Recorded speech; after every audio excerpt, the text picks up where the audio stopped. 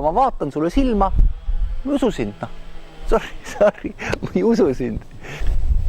Tere tulemast Võrkturunduse lehele. Minu nimi on Kristjan Kiis ja selles videos ma jätkan natukene eelmist teemat, et saaks lahti selgitatud minu jaoks ja nähtavasti ka väga paljude teiste inimeste jaoks olulise teema õige tempo tegemisel. Õige tempo, mis on sinu tempo, mitte kellegi teise. Tehke nii või üks räägib ühte, teine teist, nii palju erinevaid vastakaid ettepanekuid ja arvamusi. Ei ole õiget, ei ole valet arvamust, aga sa võiksid lõpuks aru saada, mis on sinu jaoks kõige sobivam. Mis on see, mis sinu jaoks sobib? Kuidas sa tunned niimoodi, et sina tahad ja oled, kuidas on vaimustatud, et jess, kummurdud ettepoole ja tahaks. See on hea tempo mulle. Tahaks niimoodi tegutseda, nii et sa tunned ennast hästi, vaata. Minu soovitus läbi enda kogemuse on see, et proovi erinevaid lahendusi enda jaoks. Proovi nii, kui sa teed, näiteks oled hästi aktiivne, võib-olla sa teed kas igapäevaselt näiteks 3 tundi või 4 tundi isegi, või sa teed näiteks võtad nädala kaupa, sa teed näiteks 15-20 tundi nädalas, oma võrkturundusäri. Vaata, milline tunne sul tekib. Proovi näiteks, ütleme näiteks kuu aega või 2 nädalat, proovi ühte tempot, siis proovi vähem, aga rohkemana. Ja vaata või jälgi, kuidas sa tunned ennast. Milline on sinu tunne sinu sees? Millised on sinu esitluse kvaliteedid? Kuidas inimesed tunnevad sinuga koos veetes aega, et kas sa, ja kuidas sina tunned ennast peale esitlust või peale mingisugust kohtumist või koolitust või ühist seminari või tunne. Pane tähele seda oma tunnet ja teiste inimeste tunnet. Sa võid alati küsida inimese käest, et kui su kohtumine on läbi, et kuidas sa ennast tunned? Kas sa oled kohtumisega rahul? Kas sa tunned, et oli hästi kõik? Lihtsalt tunde koha pealt, mitte kas läks hästi või kas sa tahad osta või sa ei taha või kas sa tahad alustada minuga ühist teekonda siin ettevõtmises, vaid ainult selle pealt, kuidas sa ennast tunned. Kas oli liiga pikk esitlus või liiga lühike, et saada tagasisidet. Ja nüüd võrdle seda enda tagasisidega. Kuidas sina oma sees tundsid? Leia enda jaoks see tasakaal.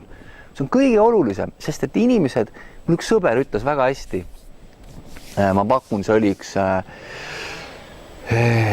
võib-olla isegi 2 aastat tagasi, ei 2 ei olnud, 1,5, see tähendab siis jah, eelmise suve alguses või suvi, aastakene 1,5, mis seal oli? Oli see, et istusime laua taga, ta ütles, et Kristjan, super hea esitlus, aga ma vaatan sulle silma, ma ei usu sind, noh. Sorry, ma ei usu sind. Mitte, et ma ei usuks, et sa teed head tööd, aga ma vaatan su silma, sa oled väsinud mees, noh, sul ei ole seda sära, ma ei saa sind uskuda, anna andeks. Ja tead, see oli nagu pumm, see oli niimoodi nagu wake up call, äratuskõne, et ja vaata, kui sõber sulle nii ütleb, siis tema ju ei varja, tema ei ole pahane, tema ei ole kuidagi võlts, ta lihtsalt ütleb seda, mida ta tunneb. Väga hea. Ma kujutan ette, kuidas see tuul mikrisse puhub praegu. Ootame tuule ära.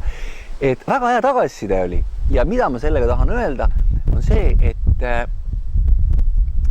samamoodi, kui sina teed esitlust ja sina tunned ennast hästi, see esitlus ei ole mitte liiga lühike, mitte liiga pikk, samamoodi teine inimene tunneb ennast hästi ja mitte ainult 1 korra või 2 korda või 1 nädal, sest kõik või enamus inimesed suudavad teha seda nädal või kuu või mine tea, tublimad 2-3 kuud, panna endale klapid pähe ja minna, on ju. Aga kui sa võtaksid näiteks 2 aastat, kuidas sa teed? Kuidas sa teed mingit asja niimoodi, et sul on ise tunned hästi ja teised tunnevad ennast hästi? Võtame selle kõik kokku. Leia endale õige tempo, mitu tundi, kas päevas või nädalas. Leia endale õige tunne, millal sa tunned? Hommikused, õhtused esitlused, päevased esitlused, nädalavahetused, leia, millal sulle sobib ja uuri, kuidas teised ennast tunnevad. Las nad peegeldavad sulle sinu tegevust. Leia, ma ei tea, kas või poole aasta jooksul enda jaoks tempo. Ja kui sa leiad selle tempo, see on nii-öelda see tempo, kus sa oled nagu sina ise. See ei ole mitte keegi teine, see ei ole võlts, täpselt see, nagu sina oled. Inimesed tulevad, vaatavad, saavad oma info kätte, ükskõik mis juhtub. Tähtis on see, et alati peale kohtumist suhe jääks vähemalt samaks või paraneks, nagu kunagi minu mentor Toomas Väli mulle ütles. Ja kui sa nii teed, siis oled sina rahul, on teised inimesed rahul, inimesed soovitavad sind ja tahavad uuesti kokku saada. No nii, ma loodan, et said siit videost väärtust või mõtteid, kommenteeri, anna teada siin video all, pane like, kui sulle meeldis, subscribe'i, ehk siis, et sa saaksid alati meeldetuletuse, kui tulevad uued videod.